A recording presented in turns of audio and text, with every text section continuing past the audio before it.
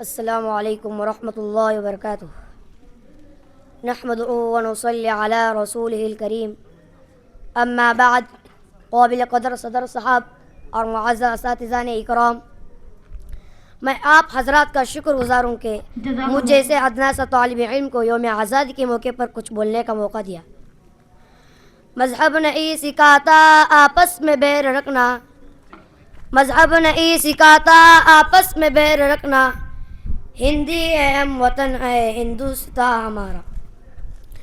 آج ہمیں بے حد خوشی ہو رہی ہے کہ ہم علماء اکرام اور پرکوں کی قربانیوں کے نتیجے میں آج ہم ترنگا لہرا کر آزادی کا جشن منا رہے ہیں۔ حاضرین مجلس، ہندوستان کی سرزمین پر مغل بادشاہوں نے نہایت انصاف کے ساتھ سینکڑوں سالوں تک حکومت کی، مگر ایک اور دن آیا کہ تن کے گورے من کے کالے انگریزوں نے ایسٹ انڈیا کمپنی قائم کرنے بہانے ہندوستان کی سرزمین پر قبضہ کر کے ہندوستانیوں پر ناانصافیوں کا بازار گرم کیا۔ ایسے وقت میں انگریزوں کے خلاف سب سے پہلے فتوے دینے والے شخص شاہ عبدالعزیز محدث دہلوی رحمۃ اللہ علیہ تھے۔ ان کے فتوے کے اثر سے پورے ہندوستان کے چپے چپے میں جذبہ جہاد پیدا ہوا، اور اس جہاد آزادی میں سینکڑوں علماء اکرام پھانسی کے پندے کے چومے۔ ہمارے آبا و اجداد، ہمارے پرکوں نے بچوں کو یتیم کیا، عورتوں کو بیوہ کیا، جیل کی کال کوٹری کو آباد کیا، تب جا کر ہمارا یہ ملک آزاد ہوا ہے۔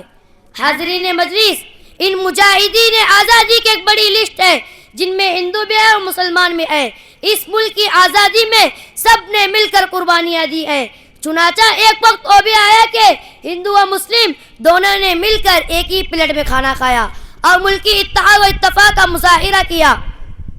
انگریزوں نے ہندو و مسلم کو اتحاد کو دیکھا تو انہوں نے محسوس کیا کہ اب ہم اس ملک میں حکومت نہیں کر سکتے۔ ہندوستان کے تمام مذاہب لوگوں نے جب متحد ہو کر انگریزوں کے خلاف جہاد کیا اور قربانیاں پیش کی تو انہوں نے اے ظالم 7 سمندر پار بھاگنے پر مجبور ہو گئے۔ ہم اس ملک کو بچانے کے لیے اور اس ملک کی حفاظت کے لیے اسی اتحاد و اتفاق و پیار و محبت کی ضرورت ہے۔ میں اس بات کو اپنے ایک شعر میں ختم کرتا ہوں۔